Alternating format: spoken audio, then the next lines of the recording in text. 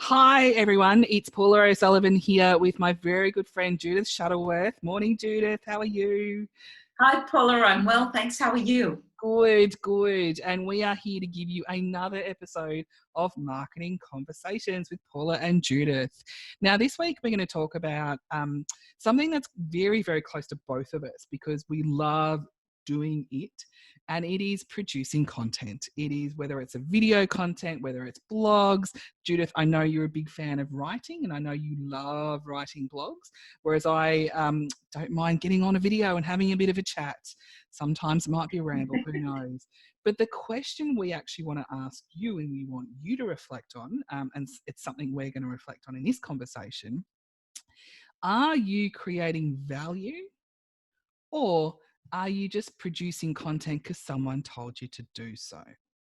So Judith, can you just talk about, before we actually started recording this, Judith was telling me this story about a TikTok video you really loved this week that I think gives value. So do you want to talk to us a bit about that?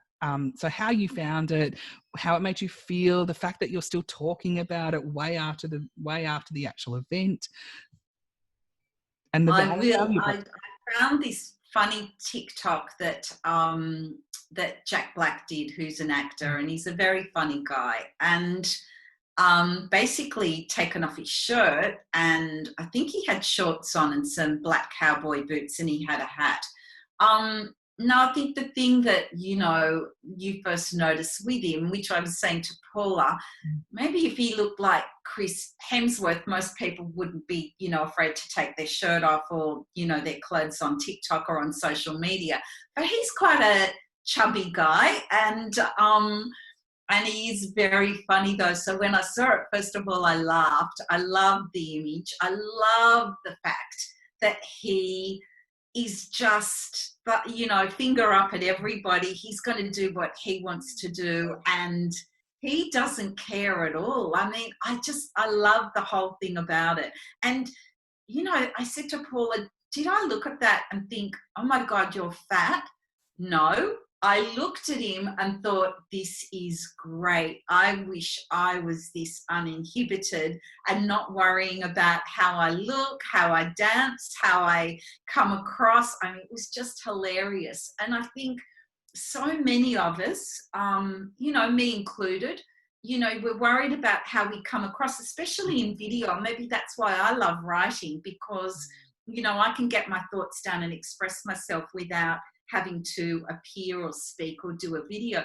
Yeah. But this TikTok was just great. And I thought so many of us are worried about how, am I too old, too young, too thin, too fat, too, I don't know, this, to that, who knows? But rather than just getting out there and having some fun and, adding value, I think the whole point of it was to cheer people up while we're all at home during the pandemic. And did it work? Yes. But I just loved the fact that it was just him. It was funny. It was great. It was great. And do I look on him and think, oh my God, that's horrible because you don't look perfect? Who's perfect, really? None of us are perfect. And that was the point. I did actually a post on my Facebook page saying none of us are perfect. That's what's so special, because we're all unique and we've all got something to give from us.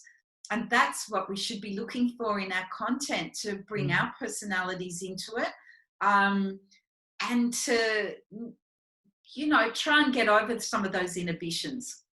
And that is so good. And if we break that down into in like this particular example, because I'm also going to reference another example as well, which is around brand hijacking. But if we were going to break this down into something that anyone watching this video or listening to it on the replay can take away, you've identified, be yourself. So make sure that you are you and celebrate that. You have something unique to bring to the world. So what is it like? Tap into yourself and really reflect on the gift that you have that people need to hear. Because I guarantee you, even if you change one person's life, how amazing would that be? Exactly. And then also as well, now confidence is something that you build over time. I imagine Jack Black, maybe when he was, I mean, I don't know him personally, but I imagine it's taken him many years to get to the point where he can be shirtless on a TikTok video. And he is Doing very funny. And I mean, he really would stick his finger up at the world, wouldn't he? Oh, for sure. He just, Here I am, love me as I am. oh He, man. so good. Imagine being So fly good. on the wall in some of his conversations. Oh, I know. But also he brings the value into this. And this is, what we're going to focus on in this conversation is the value of this piece of content is that it's entertaining. It makes people laugh. When we talk value, it doesn't have to be serious every single No, time. I mean, yes, Judith and I provide content that is of an educational nature because that's what we like to do. We like to help people out and we like to serve by sharing our experience and sharing our knowledge and sharing all the things that we've learned and our observations and all of those sorts of things. But sometimes the value of content is in the eye of the beholder or in the eye of the consumer. It can just be valuable because you're really finding a way to connect into people's lives and make them laugh. that's right. That's exactly right. And I think that the key to it all is knowing who your audience is and knowing who you're speaking to. Yeah, And obviously, Jack Black is a comedian, yeah, and he's out to get a few laughs and to entertain people, and he does that beautifully. Like Paula said, that isn't what we do. We're pretty funny, but we're not comedians. um, and yes, but so we talk to people about marketing who mm, are trying to get their online marketing going. So, well, people, who are trying to sell affiliate marketing or network marketing or anything online. And so we're trying to help those people, and we know who our audience is, and we're trying to provide value with our content for all of you out there, so that it's very targeted. mm, We're not talking about scented candles, for example, mm. because that is in our area, and people who buy scented candles aren't necessarily our audience. Although, look, you might like scented candles, some of you, but it really is about knowing who you're speaking to so that you're providing value for that target market. And that's the biggest thing, I think, for the takeaway today with content, that you really need to know, who you're speaking to.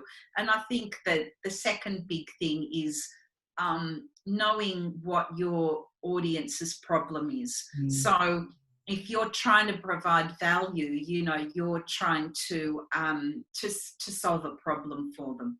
100%. And that's a lovely little segue into the example that I want to give, that I was speaking to Judith about just before we jumped on. And so Google, the company, had announced that during the COVID pandemic and all of us working from home, they were going to offer, I think it was about $1,500 vouchers to set up a home office, which is amazing. So, Google providing for its staff so that they can work from home.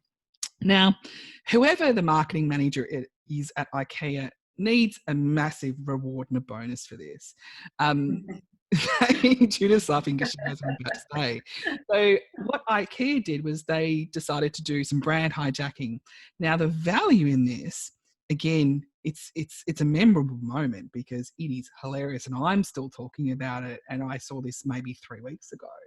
But they created an ad campaign where they took the link announcing this voucher system. They took that link, they put it onto Facebook, and because there's a photo of Google associated with this news article, the photo comes up, and the IKEA ad simply says, any employees out there, and any Google employees, remember we sell home furniture.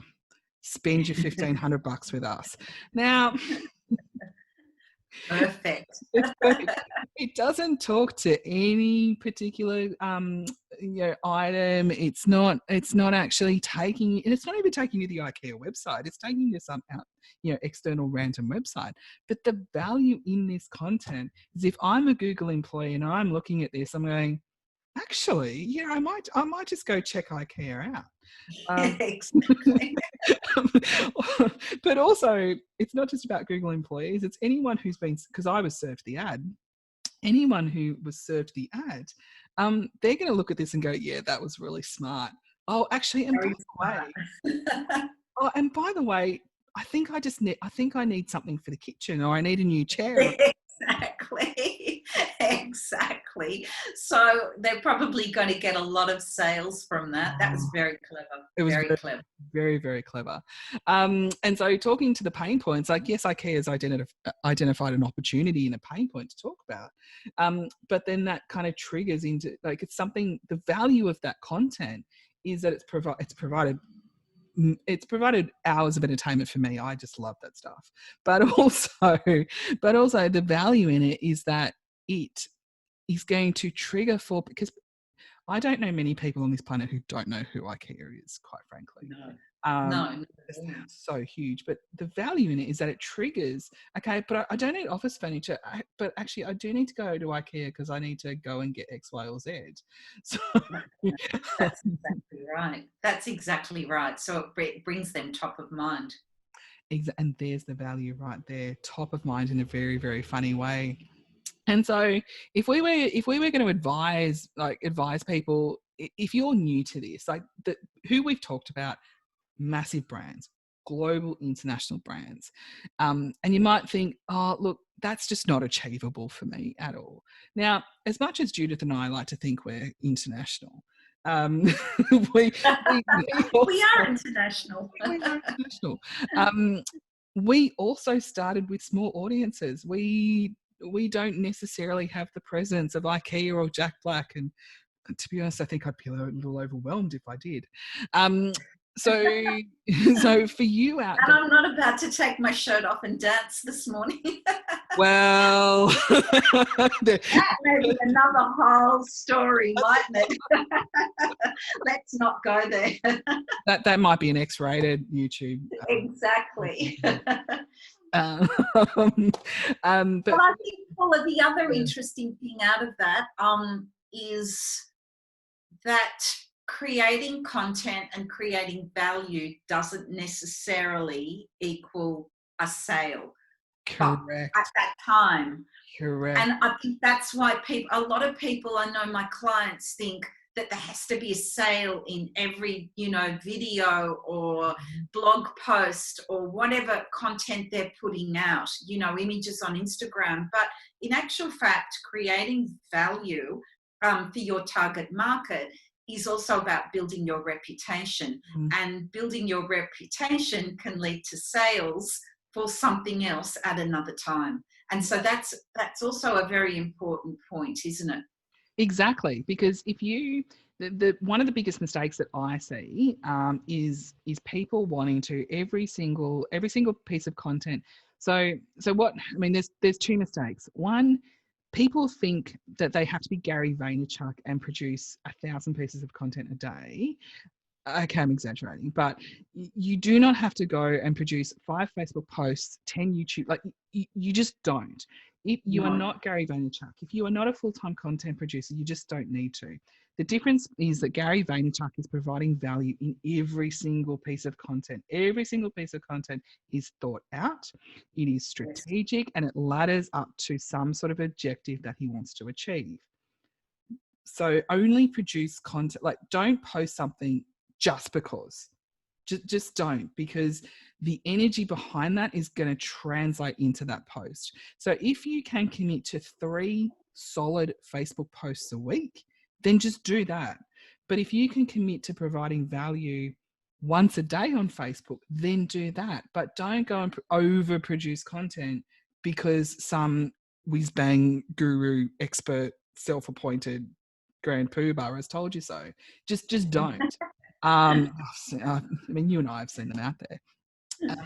But the other part to this as well, and this is extending on Judith's point, is every single piece of content isn't going to have a hard and fast ROI. It's not going to have a hard and fast return on your investment. Every single piece of content should not necessarily lead to a lead capture page or to a sale. It just shouldn't, because people will start to look at that and go, oh yeah, you just want me to watch this so you can sell stuff to me. Well, yeah, ultimately, but we don't need to have that attached to every piece of content. So Absolutely. exactly. And it is about building your reputation as well, so that people get to know you and like you and follow you, and then they'll be happier to buy from you. Well, that's right. In my consulting business, I've had people stalk me, and stalk is the correct word. I've had people silently watching me for a year and then decide, you know what, I'm ready to work with you now. I've been consuming your content. You work in a way that I want to work with. We have similar values. We have a shared perspective.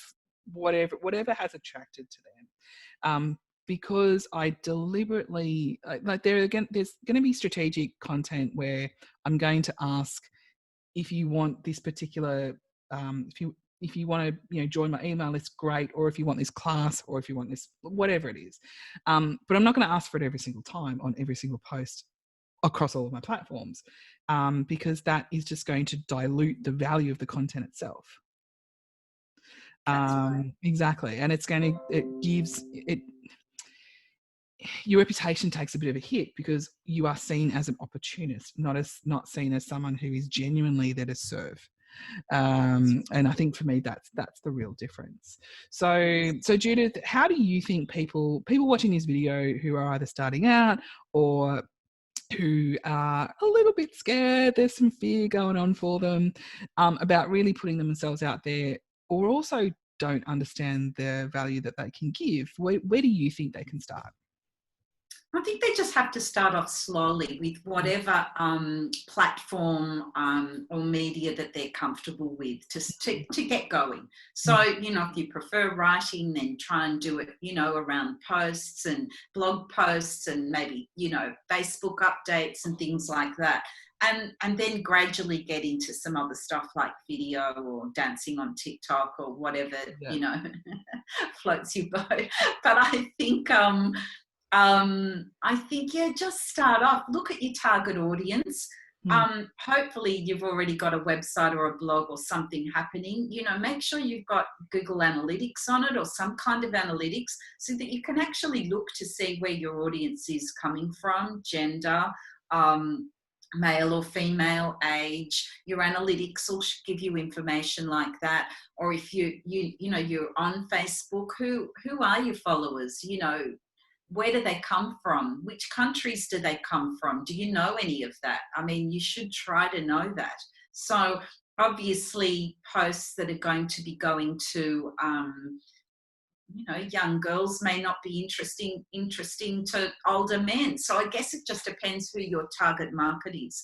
But I'd be definitely looking at that as well and seeing who your target market is, and trying to formulate some kind of content strategy around what you're going to put out, depending on what you're selling or marketing, that's going to be of interest and give value to them. Yeah, for sure. And as part of that content strategy, what I would advise people is solve a problem. That's right. Solve a problem is a great place to start. What is their problem? Why are they following you or coming to you or buying from you anyway? So whatever that problem is around. So, for example, my husband brings in mini data projectors, from China and from the UK and other countries. So they're little portable, tiny projectors so that people don't have to lug those great big things, or they turn up at a conference and they can't get it working or whatever. And some of them are quite strong, some of them are amazing, some of them are, almost like toys. But, he writes his blog posts around what people would be looking for, what the lumens mean, which is all about the brightness, how many people they're going to be, looking at using the projector, that is the room going to be dark or light. So he tries to talk in his posts around solving those kinds of problems. I mean, they're his target market. Our target market are people trying to get their marketing going. So we talk about the problems people have got getting started online, making money online, getting their businesses going online, all of that kind of stuff. So first, that's the place to start. Work out who you're talking to and what they want, what they can learn from you, what you can help them with. Yeah, exactly. And I think that is a brilliant point to end this particular conversation on. Solve a problem. Solve a problem, and you will endlessly provide value, and people will love you. Trust me, even if they don't tell you and they just follow you silently for a while. And just remember, it's not about you. You're might be self-conscious or nervous or shy about how you appear or what you're writing or whether you've got something of value. If you take it away from you and put it on your audience, it's about them, you're helping them, then you start getting over some of those fears, and you will then, become more and more confident the further you go. Nobody cares how you look, how old or young or thin or fat or, anything else you are. They just really want the value that you can offer. Yeah, exactly. So what Judith and I have talked about today is essentially building relationships through automation. So you are building relationships through the content that you produce and you put out into the world. And that is the number 4 principle of the online success strategy. If you've been watching Judith and I for a while, you hear us talking about this all the time because it is a strategy that works. It is a strategy that is sound and sensible and just based on logic. It is so simple, yet so many people get it wrong.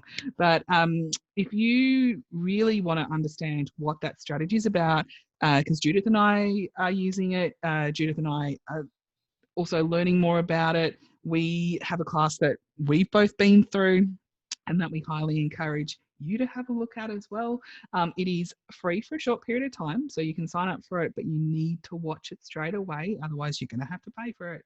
But in that 2-hour class, you will learn how to basically connect and run an online business. So some of the things that we've been talking about, we talk about different components of it, but really this class brings it all together.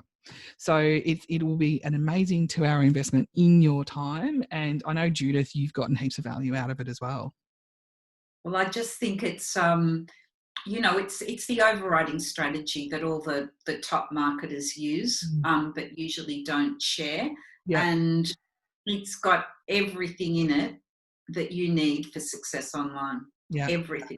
Exactly. And So of course, today it's about the building. That's right. Adding value and relationship building through automation and your content and what you can offer to your audience. Exactly. So Judith and I are going to pop a link either above or below the video. Grab the link, go grab the class, be educated, go and create an amazing, awesome online experience. And if you have a problem that you'd like us to solve in a future video, just drop us a comment below and we will certainly add it to our list of topics that we're going to talk to you about. So thank you so much for watching, listening, joining us today. We will catch you in a future video. Have a wonderful, awesome day. Thanks, Paula. Bye, everyone. Talk to you soon. Talk to you next week. Bye.